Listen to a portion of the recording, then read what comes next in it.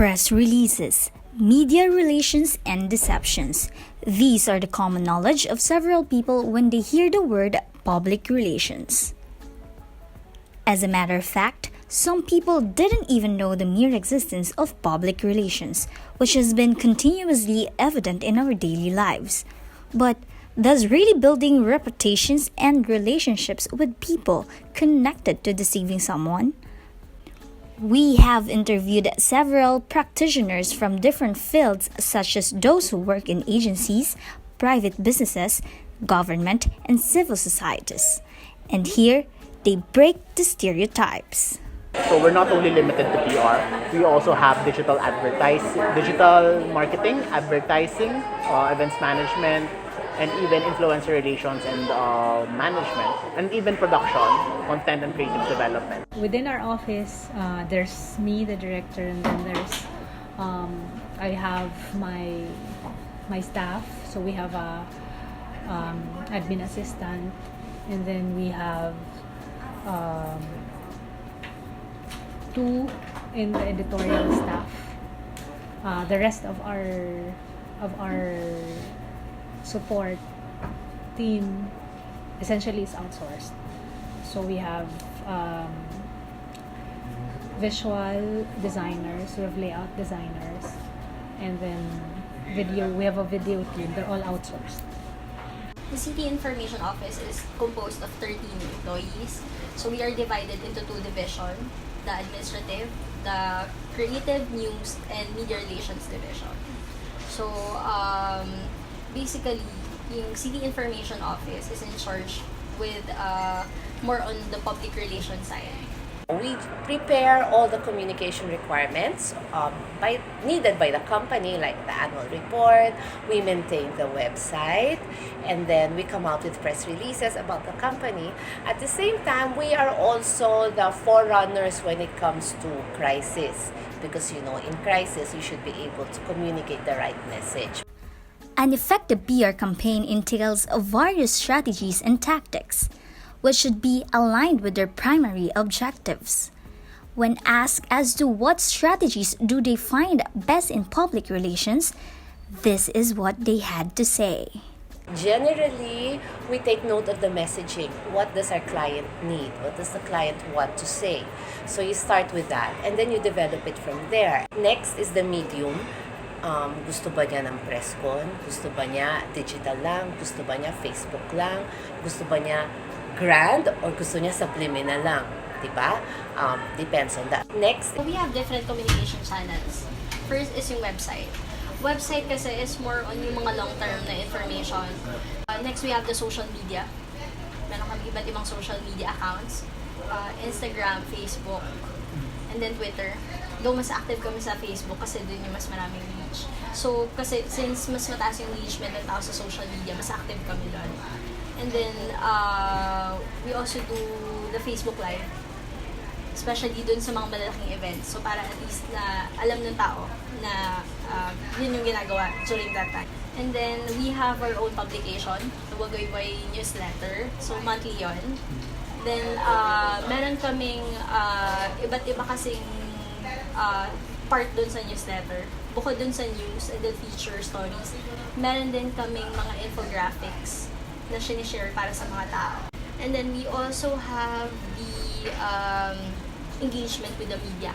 Kami rin kasing na-charge doon.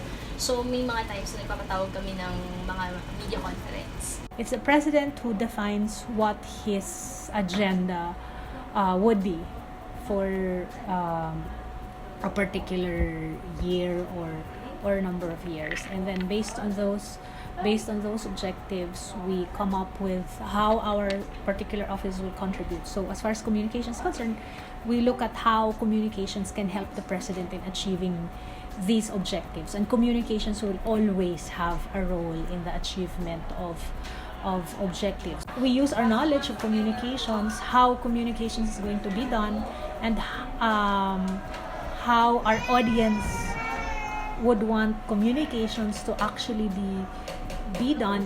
We don't just look at what we can do and what we should do. We also look at how our audience or our stakeholders would want us to do those communication how they would want us to communicate with them. We really sit down with our clients, identify what are their needs and expectations. And from there, that's the time we create our proposals and campaigns for them. From time to time, we talk not only with their marketing people, but also sometimes sales, even C-level executives, HR, depends if it's an employment campaign. Hindi lang kami basta-basta nagbibigay or nagpo-propose ng tactics or execution. It has to be based, or it should be derived from a strong insight. That's why pumapasok din doon yung research namin with different, may it be in the industry, with the competitors of the brand that we're working with. PR is also about risk and crisis management. It takes a smart tool to control risk or manage crisis well. And here, the practitioners share their ways in handling such situations. As a school, there would always be, we would always prepare for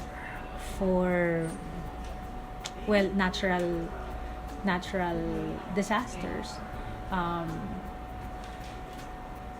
As a hospital, it's more basic. You should always be ready for patient complaints.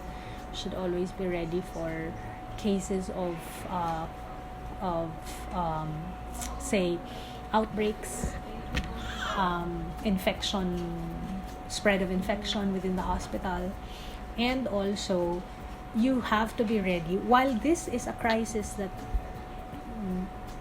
our organization will not be responsible for, we have to be ready for events outside that will require our services. While we prepare for, like, on a day-to-day basis, say we are only at 80% capacity, and then that happens, an emergency happens outside, and we have to respond to the emergency. That alone will already require us to provide a specific response.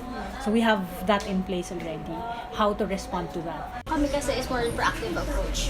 So bago pa namin ma-determine na crisis siya, so meron na kaming risk management. In dealing with the public kasi, you need to explain muna. So isa-isahin mo yan kung ano-ano yung mga issues para at least naiintindihan ng tao. Naglalabas kami agad ng statement para malinawan agad yung mga tao. Kasi kapag pinatagal mo yung mga ganon, diba, mas lumalala yung issue. We often recommend that you have a crisis manual, crisis communications manual, and then you should have a spokesperson. Marami yun. It's an entire process. And then you review that process every year. Para yung earthquake drill. Dapat every year ginagawa nyo. Nagpa-practice kayo in case it happens. Alam nyo na kung anong gagawin. Your entire organization must go through a crisis workshop, or at least the key personalities must review their crisis workshop every year so that when that happens, you know what to do. As practitioners, challenges are like their breakfast and solutions serve as their dinners. Challenges in PR are very prevalent as it comes as expected and unexpectedly. Mostly, actually, dealing with public in terms of different issues. There are different types of people. So, ang ginagawa namin para i-handle yung mga ganon is putting ourselves into the shoes of others.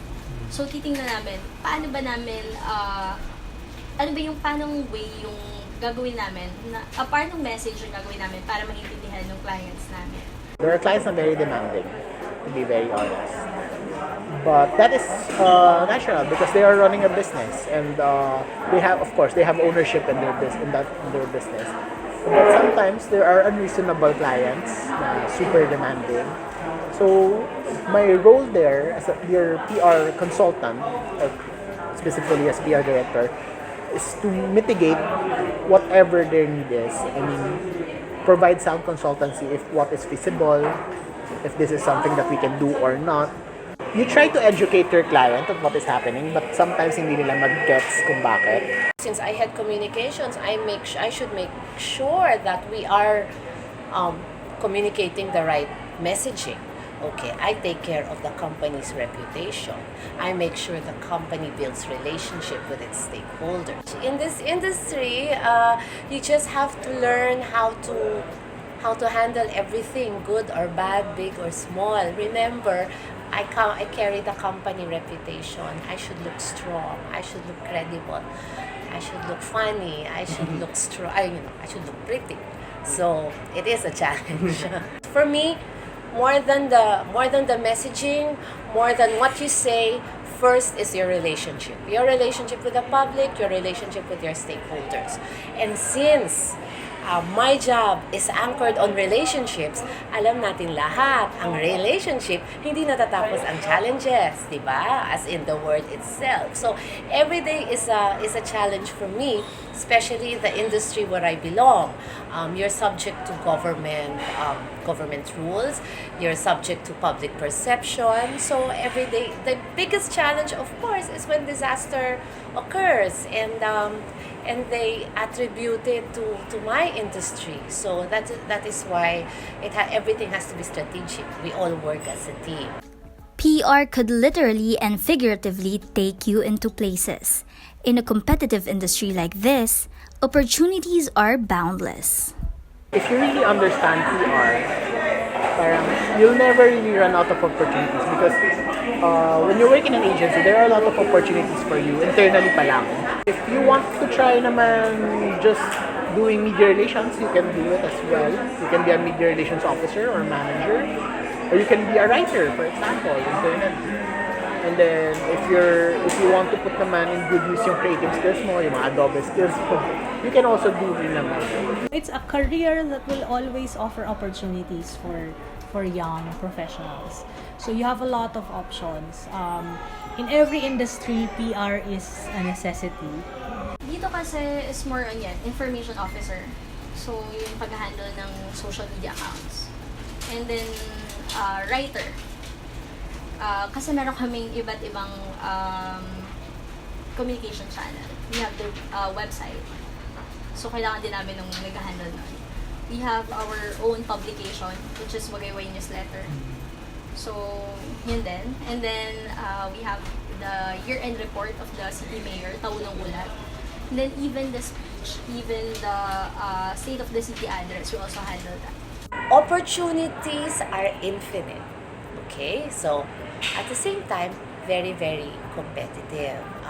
As in every other course or any other endeavor that you would like to go into, it pays to specialize in a certain area. You have to make sure you're good in a certain area. This is public relations, all about grace under pressure. Remember, it's all about dealing with crisis. Okay? So, if you like organizing events, this could also be the career for you because walang tigil ang events natin. You have to make your client believe in what you're saying. So, these are the opportunities. You like Facebook, you like Instagram. Oh my gosh, I couldn't think of any other job that will keep you glued to your to the social network day in and day out. This is for you. In a nutshell, public relations is It's a deliberate. It's a deliberate action. It must be deliberate. It has to be deliberate because you cannot leave it up to chance. You cannot say that we have already say done a lot of good things for our community, so I will leave it up to them to defend us if something happens, if a crisis happens, and we will need their defense. We will leave it up to them. It cannot be like that. Every day has to be deliberate. Communication. Mawawalang visa kasi yung communication kasi kulang understanding. Relationships. Kahit one word, isusunod ko na to. Authenticity. Truth. You can have relationships and you can be fake. But what is more important, secondly, is truth.